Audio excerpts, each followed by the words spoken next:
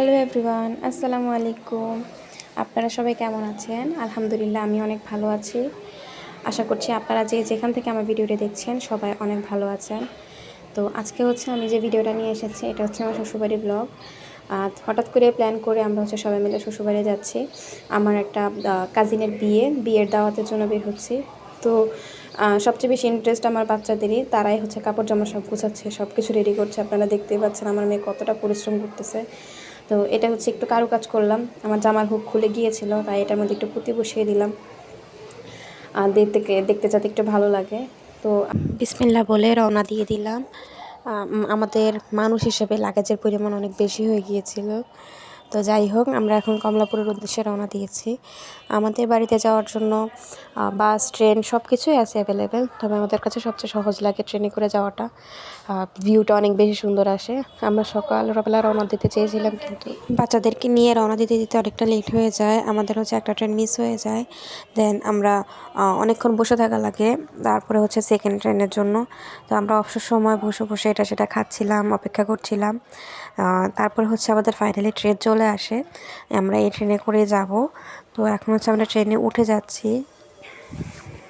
ছোটোবেলা থেকেই আমার ট্রেন জার্নিটা অনেক অনেক বেশি পছন্দের, তবে আমাদের গ্রামে যাওয়ার জন্য ট্রেন কখনো অ্যাভেলেবেল ছিল না, বাসে অথবা লঞ্চে করে যাওয়া লাগতো। তবে এটা আমার অনেক শখ ছিল যে আমরা ট্রেনে করে বাড়িতে যাব। তো আলহামদুলিল্লাহ আমার শ্বশুরবাড়ির উসিলাতে আমার সেই শখটা পূরণ হলো। ট্রেনের ভিউটা, ট্রেন থেকে দেখা জিনিসগুলো এত সুন্দর, এত ভালো লাগে ট্রেন যখন যায়। আর এখন তো সরিষা ফুল ফুটেছে, চারপাশে সরিষা ক্ষেত, এত সুন্দর লাগতেছিল আজকের ভিউটা। মানে মাশাআল্লাহ, আল্লাহর কুদরত অনেক অনেক সুন্দর। তো আমরা আলহামদুলিল্লাহ আমার স্টেশনে নেমে গিয়েছি। এখান থেকে আমরা অটো নিব, অটো নিয়ে নৌকাতে উঠবো। তারপরে নৌকা থেকে সরাসরি আমাদের বাড়ি। তো নৌকার ভিউটা, আমাদের এখানে যাওয়ার সময় এত সুন্দর সুন্দর ভিউ দেখতে পাওয়া যায়, মানে অনেক ভালো লাগে। তো এখন আমরা অটো নিয়ে নিচ্ছি। আমাদের লাগেজ অনেক বেশি ছিল, যে জন্য আমাদেরকে একটু হ্যাসেল পোহাতে হচ্ছিলো, সাথে বাচ্চারাও ছিল। তো এখন আমরা সেই অটোতে উঠে গেলাম। এখান থেকে আমরা নৌকা ঘাটে যাব। তো এই ভিডিওটা মেনলি আমার বাবা মার জন্য করা, কারণ তারা এখন পর্যন্ত আমার শ্বশুরবাড়িতে আসতে পারেনি। তো আমার এই ভিডিও দেখে তারা এতটুকু ধারণা নিতে পারবে যে আমার শ্বশুরবাড়ির জায়গাগুলো কেমন। তারা কখনো এদিকে আসা হয়নি, কারণ আমরা মেনলি ঢাকায় থাকি, ঢাকায় সব কিছু। এখন একটা উসিলাতে আসা হলো। এটা আমাদের শ্বশুরবাড়ির বাজার, মেইন বাজারটা। এখান থেকে আর অল্প কিছুক্ষণ, এরপরে আমরা আমাদের বাড়িতে পৌঁছে যাব। তো এই নৌকা ঘাট, এটা মেনলি মেঘনা নদীর ঘাট। এখান থেকে আমরা নদীর ওই পারে যাব। তো অনেকেই বলে যে আমার প্রথম ভিডিওর ভয়েসগুলো একটু অন্যরকম শোনায়, অসুস্থ অসুস্থ লাগে, একটু প্রফুল্লতার সাথে কথা বলতে। আপনারা অবশ্যই জানাবেন যে কিভাবে কথা বললে আসলে আপনাদের ভালো লাগবে, আমি সেভাবেই কথা বলার চেষ্টা করব। তো আমরা এখন নৌকাতে উঠে যাচ্ছি। আর নৌকা থেকে আমাদের এখানে যেতে 20 থেকে 30 মিনিটের মতো সময় লাগে। আমার ছেলে মেয়ে কিন্তু এই প্রথম তার দাদা বাড়ি যাচ্ছে, জন্মের পরে এখন পর্যন্ত তারা যায়নি। তো ওরা অনেক বেশি এক্সাইটেড ছিল, অনেক বেশি এক্সাইটেড। তাদের এক্সাইটমেন্টের কথা আর বলে বোঝানো যাবে না।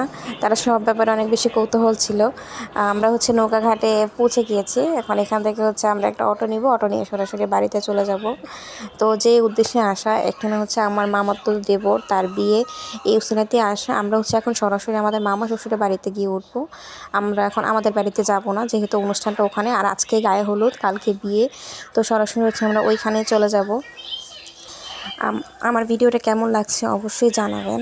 এরপর আমার আর কোনো ভিডিও ক্লিপ নেওয়া হয়নি। আমরা টুকটাক শপিং করেছিলাম, এই জন্য আর ওই সব ভিডিও ক্লিপ নেওয়া হয়নি, আমার মনে ছিল না। প্লাস ব্যস্ত হয়ে গিয়েছিলাম, একটু তাড়াহুড়াতে ছিলাম। তো যাই হোক, আলহামদুলিল্লাহ আমরা সহি সালামতে, আল্লাহর অশেষ রহমতে আমাদের বাড়িতে এসে পৌঁছেছি। এতক্ষণ সময় নিয়ে আমার ভিডিওটি দেখার জন্য আপনাদেরকে অনেক অনেক ধন্যবাদ। আমার ভিডিওটি কেমন হয়েছে অবশ্যই জানাবেন। আজকের জন্য এখানেই বিদায় নিচ্ছি। আল্লাহ হাফিজ।